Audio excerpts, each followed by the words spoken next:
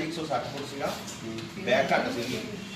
जिवें कि रिपोर्ट लग रही कि मालपुर के जमीन हैगी है तो कोई कलोनाइजेशन हैगा जिन्हें कट्टी हुई रस्ते वास्ते की सपोर्ट कर रहे कि जमीन को रस्ता मिले ਉਹਨੂੰ ਦੋਸ਼ ਲਗਾਇਆ ਜਾ ਰਿਹਾ ਹੈ ਕਿ ਇੱਕ ਜ਼ਮੀਨ ਹੈਗੀ ਉੱਤੇ ਕਲੋਨਾਈਜ਼ਰ ਕੋਈ ਰਸਤਾ ਬਣਾਉਣਾ ਚਾਹੁੰਦਾ ਹੈ ਤੇ ਉਸ ਨੂੰ ਤੁਹਾਡਾ ਸਪੋਰਟ ਪ੍ਰਾਪਤ ਹੈ। पहली गल तो है कि ना तो कोई ये इशू है जमीन वाला, ना कोई रस्ते वाला इशू है, ना किसी ने किसी को रस्ता मंगे, ना किसी कलोनाइजर ना मेरा कोई लेना देना। बीइंग MLA मैं ऑलरेडी ये बेनती कर चुके हैं उन्होंने लोगों को, अगर कोई धक्का कर रहा कोई जबरदस्ती कर रहा मेरे को आना मेरे को चल जाओ, किसी ने कंप्लेंट करनी कंप्लेंट कर दो, मैं उन्होंने नाल खड़ा जिन्होंने गलत हो रहा जी सर। उस तो ਦੋਸ਼ ਇਹ ਹੈ ਕਿ ਤੁਸੀਂ ਉਹ ਨਗਰ ਨਿਗਮ ਜਾਂਦੇ ਨੇ ਕਿ ਉਹਨਾਂ ਦੇ ਲੈਟਰ 'ਤੇ ਕਾਰਵਾਈ ਨਹੀਂ ਹੋਈ, ਤੁਹਾਡੀ ਵੀ ਲੈਟਰ ਭੇਜੀ ਹੈ ਉਸ 'ਤੇ ਕਹਿੰਦੇ ਕਾਰਵਾਈ ਹੋ ਗਈ। मैं तो दसना जी जी ये स्टोरी है ये कलोनी वाली स्टोरी है ही नहीं। ये स्टोरी है एक 32 एकड़ लैंड।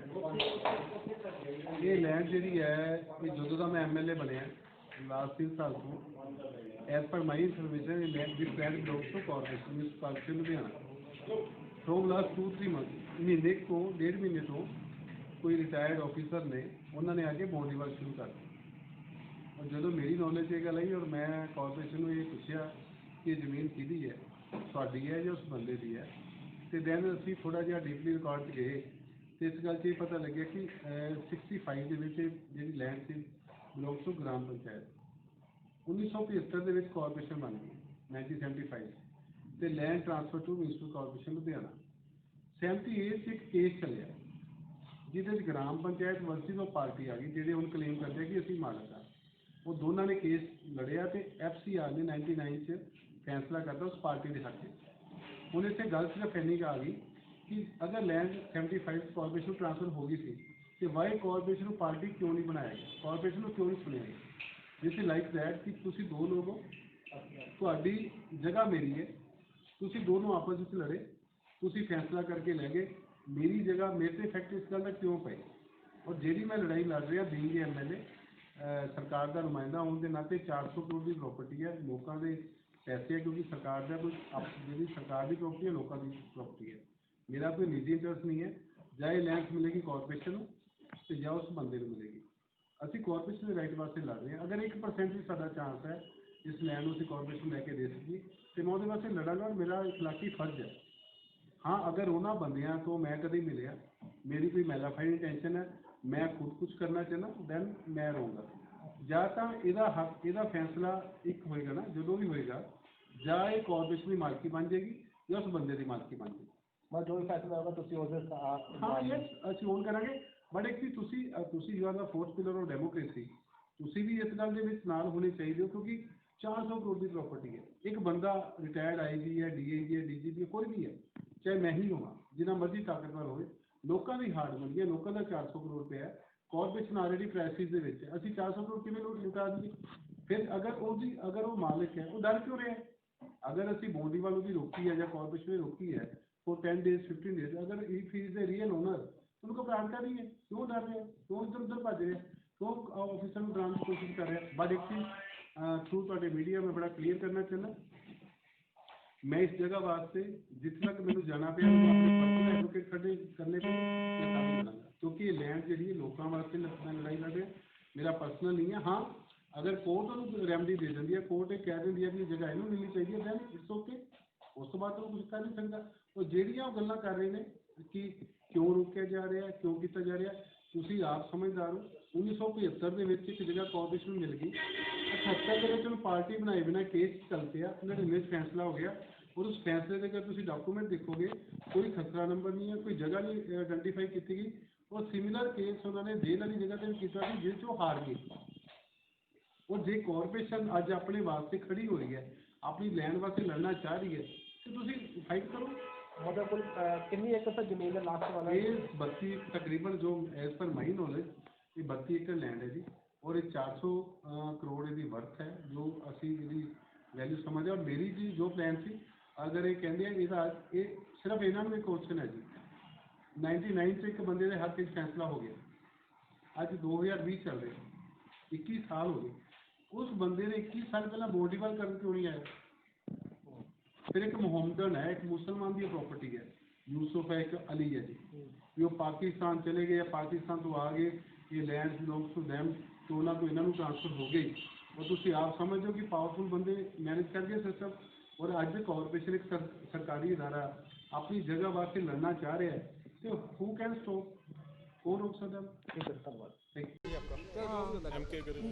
ਉਹ ਜ਼ਮੀਨ ਮਹਿੰਦਰ ਕੌਰ ਦੇ ਨਾਂ ਤੇ ਆ ਤੇ ਮੇਰੇ ਔਰ ਮੇਰੇ ਅਸੀਂ ਫੌਜੀ ਪਰਿਵਾਰ ਹਾਂ ਤੇ ਫੌਜੀਆਂ ਦੀ ਮਦਦ ਕੀਤੀ ਜਾਵੇ, ਕਿਉਂਕਿ ਸਾਨੂੰ ਤੰਗ ਕੀਤਾ ਜਾ ਰਿਹਾ ਹੁਣ ਕਾਰਪੋਰੇਟ ਇੱਧਰੋਂ, ਤੇ ਇਸ ਕਰਕੇ ਇੰਨੇ ਸਾਲਾਂ ਤੋਂ 70 ਤੋਂ ਉਹ ਜ਼ਮੀਨ ਆ ਸਾਡੇ ਕੋਲੇ। ਹੁਣ ਇੰਨੀ ਉਮਰ ਹੋ ਗਈ ਸਾਡੀ, ਤੇ ਫੌਜੀਆਂ ਦੀ ਮਦਦ ਕੀਤੀ ਜਾਵੇ, ਬਚਾਇਆ ਜਾਵੇ। मेरा नाम ही अमर सिंह हैगा, ठीक है। मेरा नाम अमर सिंह है। I am the son of a defence officer. I have also serve the nation. मैं बॉर्डर पे भी पोस्टेड रहे हैं। And what has happened is कि my mother I am the only son. मेरे पेरेंट्स की इतने ज़मीन हैगी है, उस ज़मीन के साथ एक इन्फ्लुएंशियल MLA की कॉलोनी है, इलीगल कॉलोनी है। He is trying to build roads through our this land, and on multiple occasions हमने वो दी है, एप्लीकेशंस दी हैं, पुलिस में दी हैं, कॉरपोरेशन में दी हैं, बट उसका कुछ नहीं हुआ। जैसे ही हमने application the on the 22nd of January, instead of हमारी एप्लीकेशन के ऊपर कार्रवाई करने की जगह पे दे स्टार्टेड हैरेसिंग अस। वो हमसे पूछने लग गए आपकी ज़मीन के डॉक्यूमेंट्स, ये तो जी आपकी ज़मीन नहीं है, तो कॉरपोरेशन की ज़मीन है। हमने कहा आप नोटिस निकालिए, नोटिस दे नहीं रहे हैं, ठीक है। अगर नोटिस नहीं दे रहे हम कोर्ट कैसे जाएं, हम किस चीज़ का रिप्लाई करें? फिर भी हमने ऑन द 10th अनऑफिशियली पहले दे दिया था, बट ऑन द 10th ऑफ February अपने डॉक्यूमेंट सबमिट करवा दिए, ठीक है। It has almost been 2 months, ठीक है। And they have not taken any कोई इंक्वायरी नहीं की, कुछ नहीं किया। They haven't reverted back to us. अगर हम दीवार करने की कोशिश करते हैं, बेसिकली हम दीवार कर रहे हैं टू प्रोटेक्ट आवर लैंड, ठीक है। एग्रीकल्चरल हमारी लैंड है, उसे हम बचाने के लिए, और इंक्रोचमेंट, बिकॉज हमें पता है कि जो ये इन्फ्लुएंशियल लोग हैं ये हमारे साथ, ये हमें इंटिमिडेट करके हमारी ज़मीन सस्ते में लेना चाहते हैं। हम यहाँ पे कोई कॉलोनी नहीं काटना चाहते, हम अपनी खेती करना चाहते हैं। तो अभी आप नगर निगम अधिकारियों से मिलने आए थे, क्या आश्वासन मिला? आश्वासन क्या देना है, वो हर बार कह देते हैं जी हमें पता नहीं, हम जांच कर रहे हैं। भाई 1 महीना होता है, 2 महीने होते हैं, 3 महीने होते हैं, कितनी देर लेंगे आप जांच करने को, ठीक है।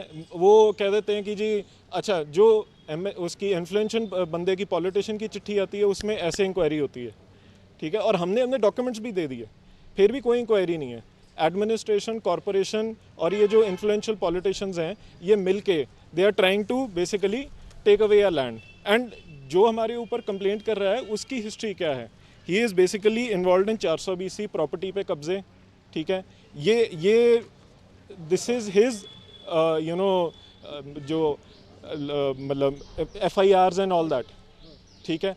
ये देखिए, ठीक है, ये हमारी जो MLA हैं वहाँ के, और ये हमारी दी हुई है, ये सब नंबर लगे हुए हैं, डायरी नंबर लगे हुए हैं, बट हमारी जो कंप्लेंट है उस पर कोई एक्शन नहीं लिया जा रहा। आप क्या समझते हैं, मुख्यमंत्री है, पूर्व सैनिक है, सैनिकों की बात करते हैं, लेकिन पूरे सैनिक परिवार के साथ ऐसा हो रहा है?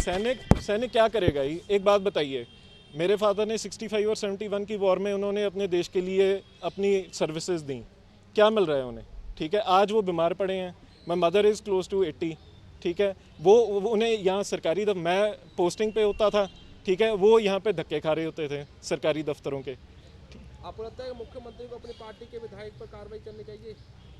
देखिए, अगर आप चाहते हैं कि हम बाहरी दुश्मन से लड़ें, फौजी लड़ें, ठीक है, तो हमें अंदर के दुश्मन से बचाइए, नहीं तो हमारा मनोबल टूटता है। कल को इस देश को बचाने वाले को ही अगर अंदर का दुश्मन खा जाएगा तो कुछ नहीं होगा। फिर देन डोंट ब्लेम अस कि जी हम क्या करें, ठीक है। प्लीज़ हमें मॉरली सपोर्ट कीजिए। हम ये नहीं कह रहे हमारे लिए कुछ एक्स्ट्रा कीजिए, बट सिस्टम को लोगों को हेल्प करने के लिए यूज़ कीजिए, लोगों को दबाने के लिए नहीं।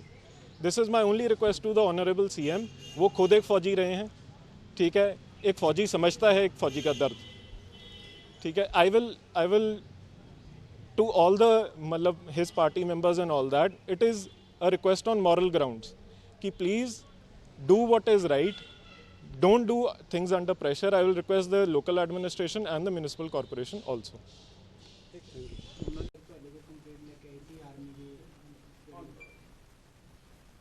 ਹਾਂਜੀ, ਇਹਨਾਂ ਨੇ ਜਿਹੜੀ ਕੰਪਲੇਂਟ ਹੈਗੀ ਹੈ ਪਹਿਲਾਂ ਇਹਨਾਂ ਨੇ ਹੈੱਡਕੁਆਟਰਸ ਦੇ ਵਿੱਚ ਕਮਿਸ਼ਨਰ ਮੈਮ ਨੂੰ ਦਿੱਤੀ ਸੀਗੀ, ਜਿਸ ਦਾ ਨਿਪਟਾਰਾ ਵੀ ਹੈੱਡਕੁਆਟਰਸ ਵੱਲੋਂ ਕੀਤਾ ਗਿਆ ਹੈ। ਉਸ ਦੀ ਰਿਪੋਰਟ ਜਿਹੜੀ ਹੈਗੀ ਸਾਡੇ ਕੋਲ ਇਸ ਦਫ਼ਤਰ 'ਚ ਉਪਲਬਧ ਨਹੀਂ ਹੈਗੀ, ਕਿਉਂਕਿ ਜਿਹੜੀ ਇਨਕੁਆਇਰੀ ਹੈਗੀ ਹੈ ਉਹ ਰਿਸੀਵ ਵੀ ਜ਼ੋਨ ਡੀ 'ਚ ਹੋਈ ਸੀਗੀ, ਉਸ ਦੀ ਇਨਕੁਆਇਰੀ ਵੀ ਜ਼ੋਨ ਡੀ ਤੋਂ ਹੋਈ ਹੈ ਤੇ ਉਸ ਦੀ ਫਾਈਲ ਵੀ ਜ਼ੋਨ ਡੀ ਦੇ ਵਿੱਚ ਹੀ ਉਪਲਬਧ ਹੈਗੀ ਹੈ।